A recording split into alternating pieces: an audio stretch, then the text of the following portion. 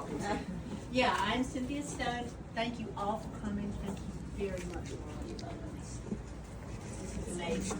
I didn't know I was going to run until about a week and a half before I met you. So it was fortuitous, shall we say. And your support means a lot. I'm a Charlotte native. I was a student, a parent, and a teacher in CMS. That was my teaching career in CMS was kind of my retirement job. Some people make weird decisions when they retire. But I went back because the first time I taught, it was just, my third grade teacher was a teacher, so I want to be a teacher too. When I went back the second time, I had a reason. And it was because I believe that education will do more to eradicate poverty in this world, in our community, than anything else we can do. Agreed. That's why I went back into the classroom. I didn't want to go to admin, which would have been a lot easier, a lot more fun. Not fun. But education happens in the classroom. So for me, it made sense to stay in the classroom. And some of these Park Road people that are here actually experienced me as a teacher for their families. So it's really great that they are here, and I feel very honored that you would support me this way. There are three things I think we got to talk about when we talk about schools. First, we got to talk about safety because that's scary. My husband asked me about 2 years before I retired, after a shooting, how much longer are you going to do this? And I know that parents put their kids on the bus or drop them off every day. We feel like it's going to be okay, but there's that question.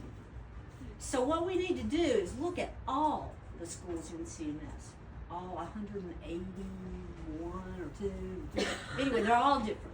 So I appreciate the fact that we've done so many things to ensure school safety to the degree that we can, but one solution will not fit every school. So, Laura, guess what I'm going to call you about first?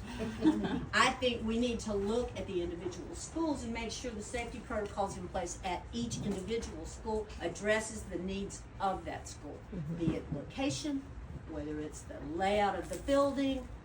There's a million things, well, not a million, but it needs to be looked at with a different set of eyes.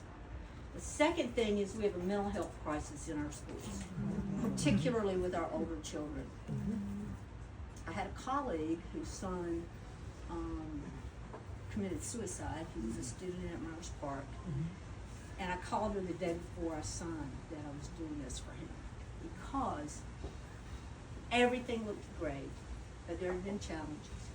I just feel that when a young child comes into a classroom and there's something unusual or different about their behavior.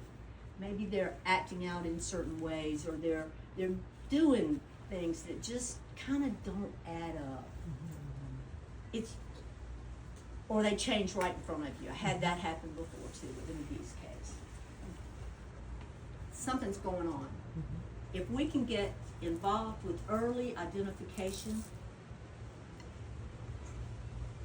and interventions to support those kids, help them develop the resiliency that they need to grow up, because you know what, we all think, oh, it's a piece of cake growing up. No, it is not, especially now.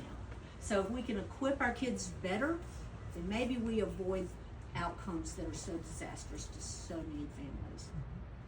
The third thing is we got a teacher problem. We have great teachers in CMS. We do.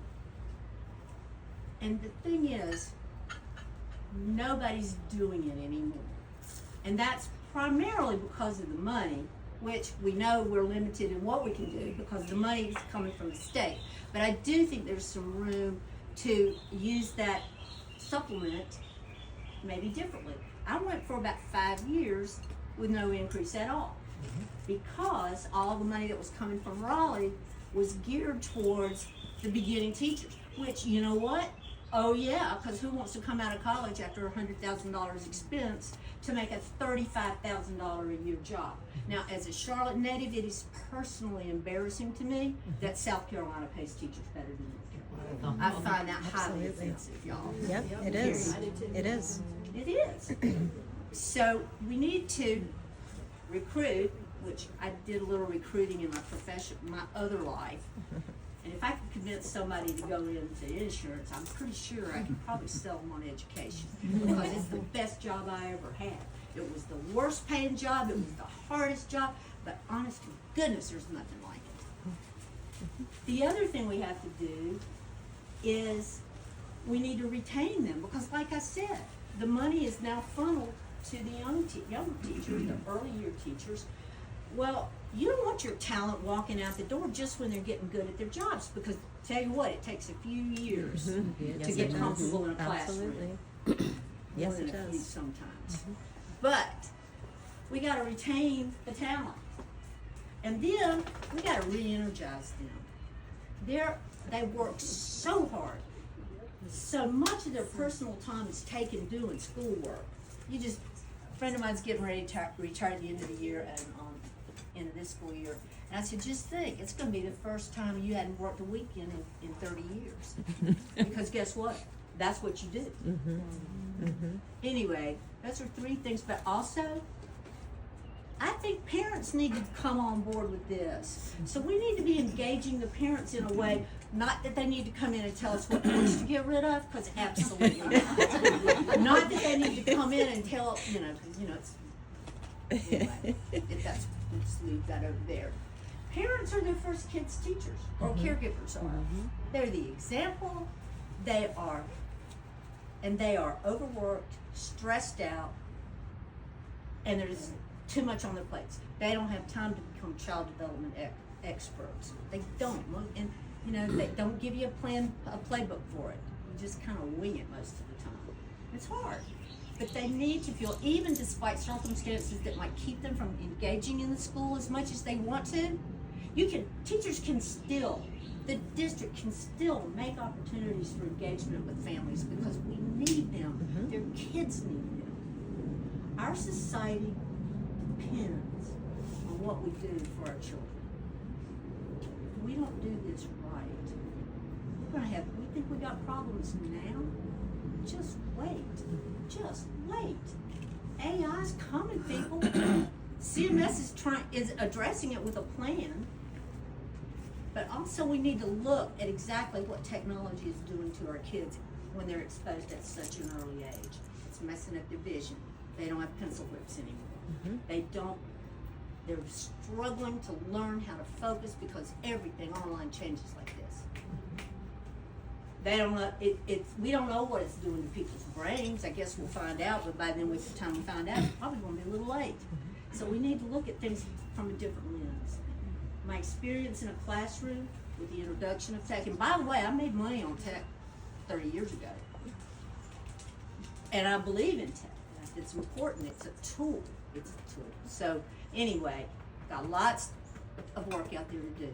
I would really, really appreciate your support, because I know I can do this job. I really do know I can do the job.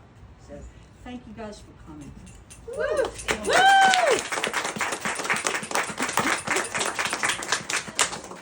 So I'm going to wrap this up, but I just want to say I didn't introduce Charles Deloach.